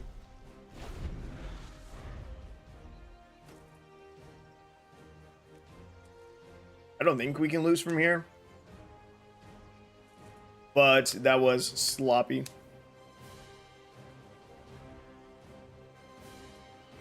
Very, very sloppy. Alright, after this, I'm going to play 1 game with my Soul Herder deck if I still have it built. If I do not, that'll be the stream. And I will do my absolute best to try and get a video created. Deeproot Wayfinder, very suspicious. I'm gonna triple block it. That's how paranoid I am right now because our life total is pretty low. We are down to 9. Do I have any other kind of combat trick? I do not want to get caught by it.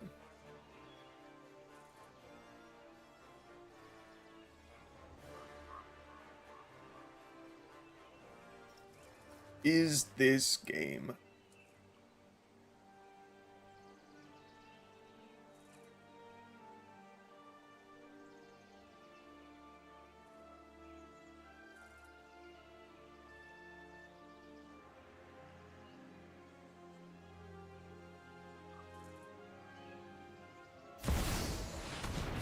Wind Grace. That does not keep him alive. He can still pay 3 to activate, or he can still pay a green, discard a land card, and gain 3 life. So he is effectively at 5, but we'll still have 6 in the air. 7, 8 damage in the air. So shouldn't be a problem. Easy day. Alright, Expanded Anatomy. Put down the Seasoned Cathar. And this card's gonna have Flying, Vigilance, and Lifelink. It's pretty good.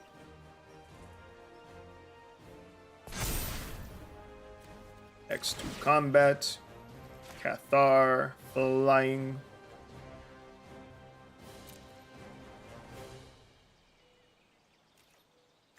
Swing only these 2. And the game is finally over. Opponent says good game. It was a good game. Very sloppy on my part. We could have gotten rid of their Cauldron a very long time ago. And we could have killed them last turn. Just a lot of misplays going on. But that is the final game with Mono White Blink. I think our second version of the deck went even. Yes, it did. Overall, we went 8 and 5. I mean, it's still a positive win rate. Version number 2 went 50-50. The first version went 5 and 2, which makes it seem like this version is way better. But I don't know that it is. I don't think it is. I think this version is more consistent. The one of Dawnbringer Cleric, I kind of want to try and find a spot for it. But, yeah. Yeah, I think this is just better.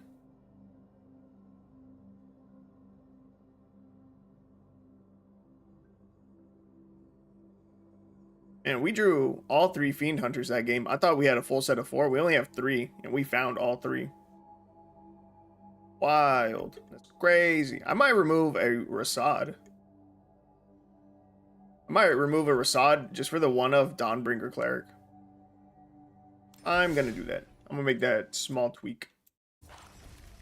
Because if in that game we had drawn triple Rasad instead of triple Fiend Hunter, we would have been in a bad spot. The one Dawnbringer Cleric. And I will call it there. Did we ever do the Cloud Shift Fiend Hunter trick? Where you go into full control? We did Cloud Shift our own Fiend Hunter once. Yeah, our opponent was, I think, about to kill our Fiend Hunter. What were they going to do? Oh, yeah. They played their red vampire thing that was going to give its backup ability to their big creature, giving it the ability to pay 1, sack itself, deal damage to us, and that would have been game.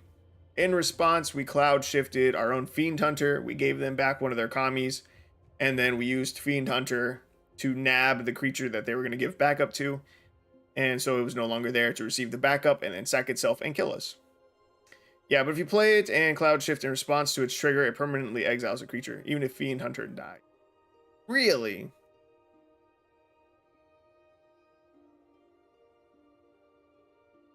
Really? How does that make sense?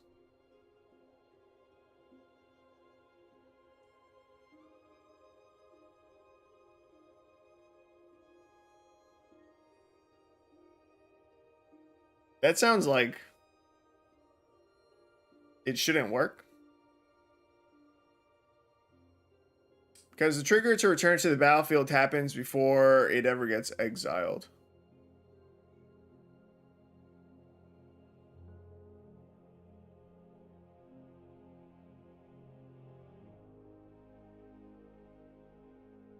Because Fiend Hunter leaves the battlefield before he exiles anything.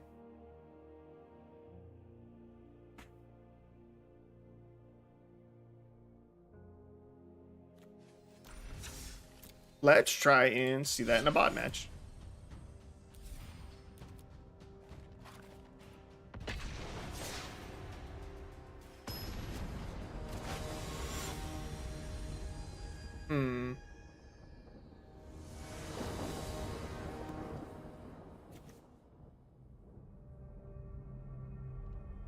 But Fiend Hunter doesn't say die. It says when Fiend Hunter leaves the battlefield.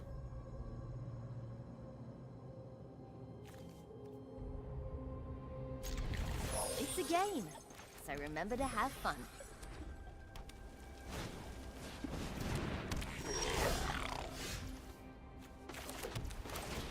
I still don't see how it works, but try and do it.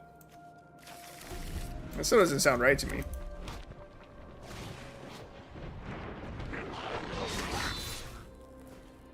Blink it before it exiles anything. It sounds so weird.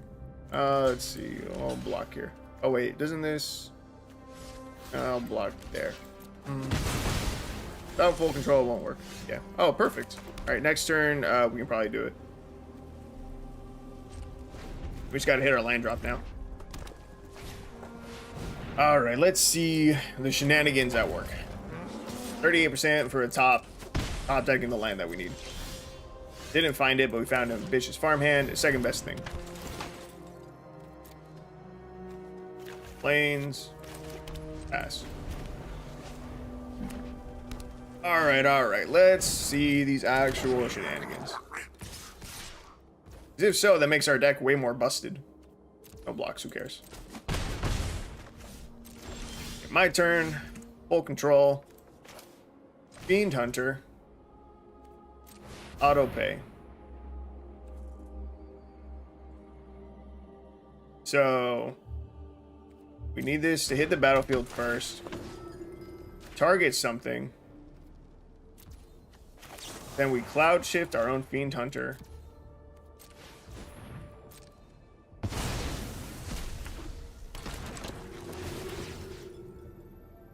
Oh, really?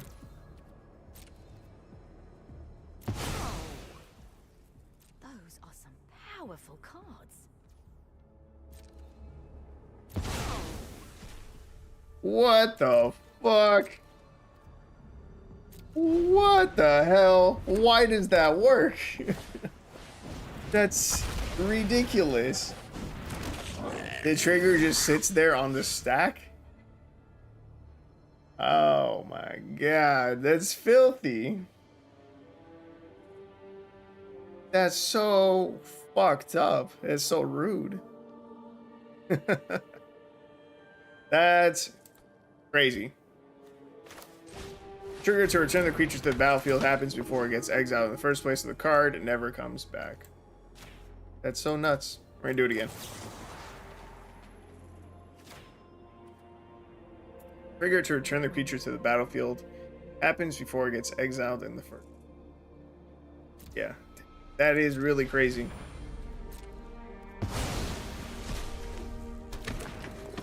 Wild. Add a token too. Man, that's rude as shit, dude. Yeah, that makes our deck way more powerful.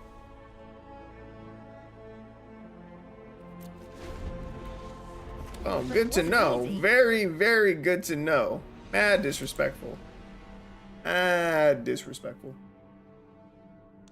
Alright, let's see if I have a Soul Herder or not. I still don't remember what that deck was built around. If I have it. If I don't have Soul Herder, then that's the end of the stream.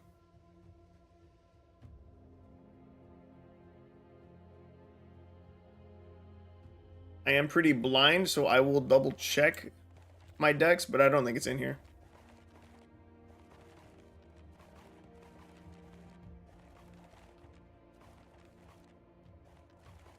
Oh, there it is. All right. We do have it. Oh, yeah. I was going to check it real quick just to see what the fuck we built around. Because Soul Herder is an uncommon.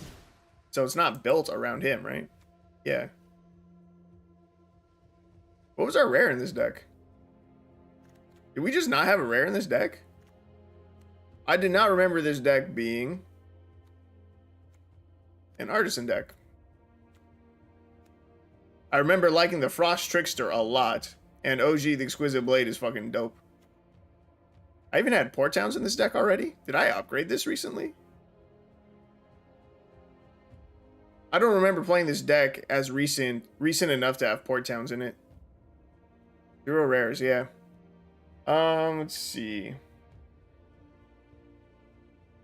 Well, then I have our. Did I put them in our sideboard? Is that where we have our rares?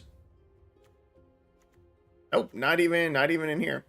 Okay, well, with that said, what do you think about swapping Fiend Hunter for Fairgrounds Warden? Fiend Hunter requires double white, but it can target our own creatures.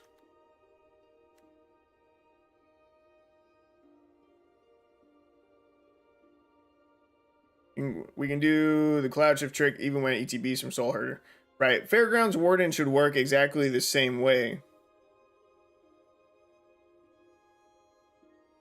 But Fairgrounds Warden allows us to target our own things, whereas Fiend Hunter... Or no, Fairgrounds Wardens can't target our own stuff. Fiend Hunter can. The big downside, Fiend Hunter requiring the double white.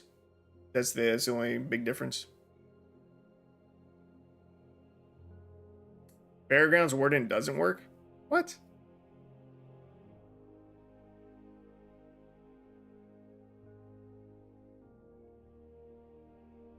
When Fairgrounds Warden enters the battlefield, exile target creature and opponent controls until Fairgrounds Warden leaves the battlefield.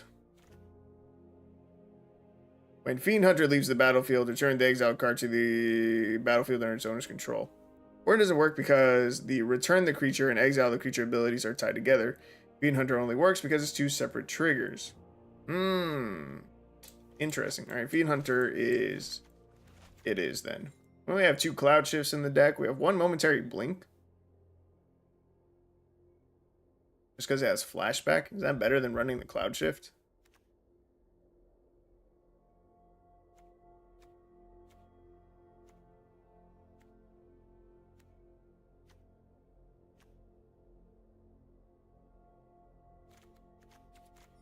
How many lands do we have? 23. Cloud Shift is better than Blink most of the time. That's what I was thinking. Flashback seems a little bit weird. I don't see that being better than Cloud Shift. Ratio wise, 89% is white, 27% is blue. Definitely going to up the amount of planes, especially since we have Fiend Hunter now. We don't need blue until turn 3 anyway. I'm going to go really heavy into the white. 14 planes, 6 islands, 3 port towns. Actually, I'll go full set of port towns. We'll go 14 planes, 5 islands, 4 port towns. It seems like a lot. 13, 6, and 4. Fuck it. Alright, let's try one game. Hopefully we win. If we don't, well, that'll be a very sad final game. Alright, Soul Herder. Oh yeah, I forgot the deck's built around Soul Herder. I was like, what's our win con for this? A big ass Soul Herder. That'll do it. That'll do, pig.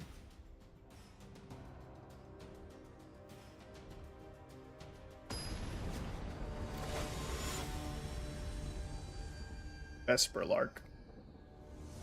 When Vesperlark leaves the battlefield, return target creature card's power 1 or less from your graveyard to the battlefield. And bet. No blue for the Soul Herder. But we got time. A Spirited Companion to help us draw towards the blue source. Got removal in case we can't find it. We're alright, we're alright.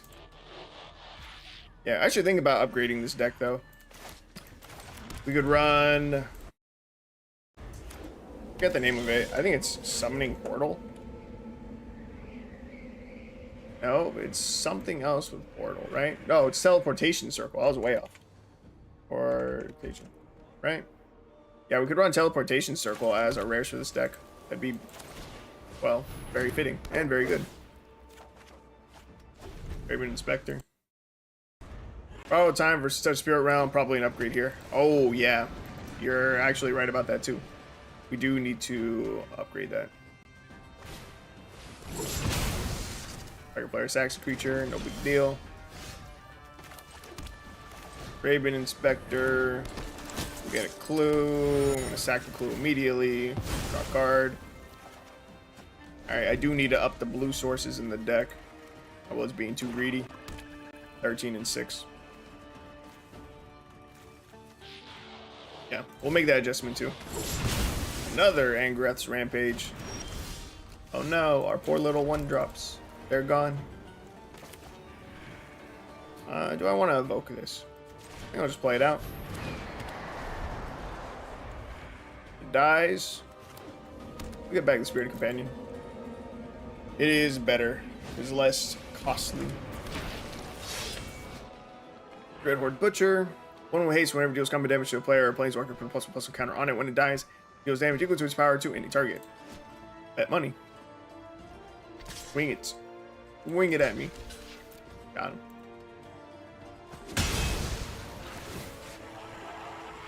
Ping me down for 1. Spirited Companion. Come on down.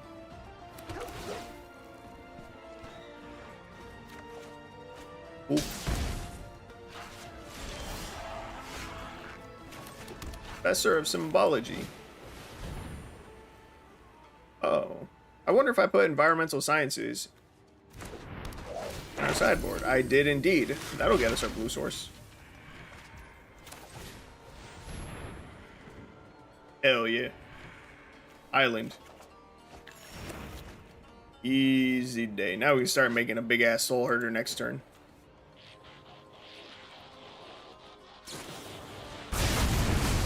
Hinderclasm.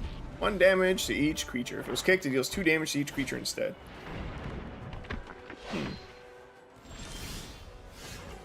Top deck an island. A little unnecessary at this point, but that's okay. I'm going to Soul Herder. Is this a May? At the beginning of your end step, you may exile another target creature you control. Yes.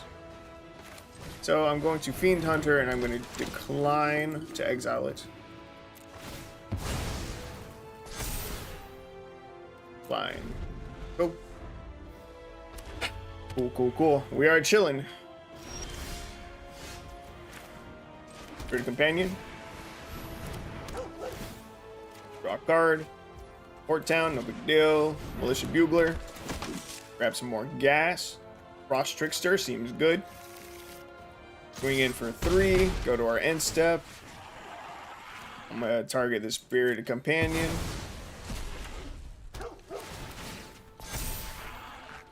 Cool. Should have blinked Fiend Hunter.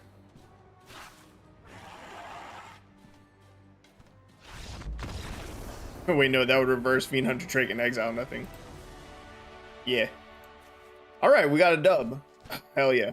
But you're right, we do need to swap out Borrowed Times for Touch the Spirit Realm. Oh, let's do that real quick. And let's add a few more blue sources.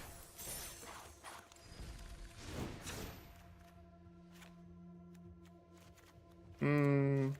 1184 should be better. Borrowed Times.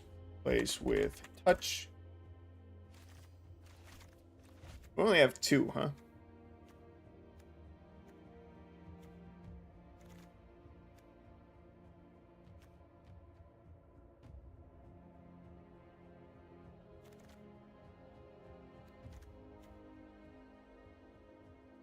A full set of Militia Buglers feels excessive to me.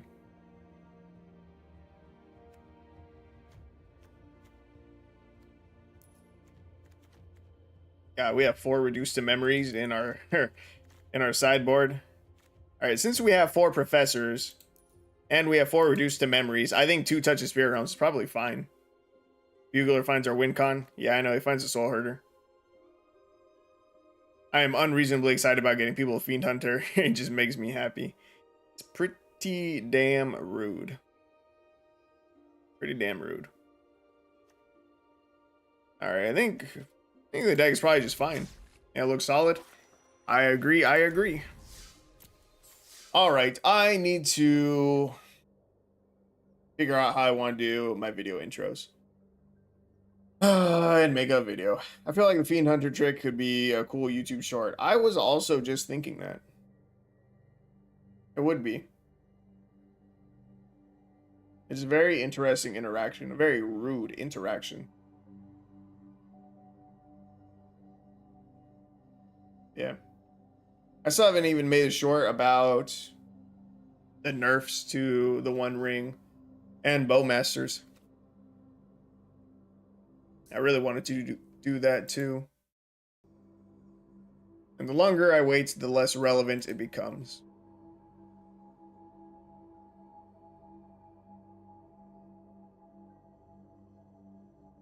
Yeah, I don't know. All right, I'm gonna call it there. Appreciate you being here. It's always fun having people in the stream when we're playing. And yeah, Monoway. Oh yeah, let's see the stats real quick. Overall, for the stats that we did though, for the deck, we went 8 and 5 across 2 different versions. Like I said, I still think version number 2 is more consistent. Master Splicer, definitely still a questionable card in the deck. For sure, a questionable card. I just don't think we have anything much better to run in this slot. Other options, Owl. Helps us find like the Steel Seraph and Combat Thresher. So, I mean, that could be a swap that you do. Should be fine. Yeah, 8 and 5. It's still not bad. It's 62% win rate. It just didn't feel super overwhelming. You know, it wasn't like yesterday. It wasn't like some of our previous decks where we were just absolutely stomping on people. You know, it wasn't like the Elves 8 and 3. It wasn't like this fucking Light Scribe deck that went 5-1. I didn't even remember it going 5-1, but goddamn. Or Vampires fucking 17-2. Jesus Christ. God, 17-2. Yeah, see, it wasn't super overwhelming like that. Wasn't big flashy wins, but it was solid. 8-4. Bro, how was Merfolk 2 weeks ago in the 5-color Warriors? There's no way it's been 2 weeks already since we did Merfolks. I feel like that was maybe a week ago. It's nuts. You can also mention Eldrazi and Taxes doing a similar trick with Tide Hollow Sculler. It's one of my favorite modern decks ever. Vampires are broken. Vampires are fucking nuts, dude. It's insane. Didn't that shit only have like 20 lands? Did it only have 16 lands, actually? Let's see, Eldrazi. Taxes with Hollow Sculler. Alright. I will look into that.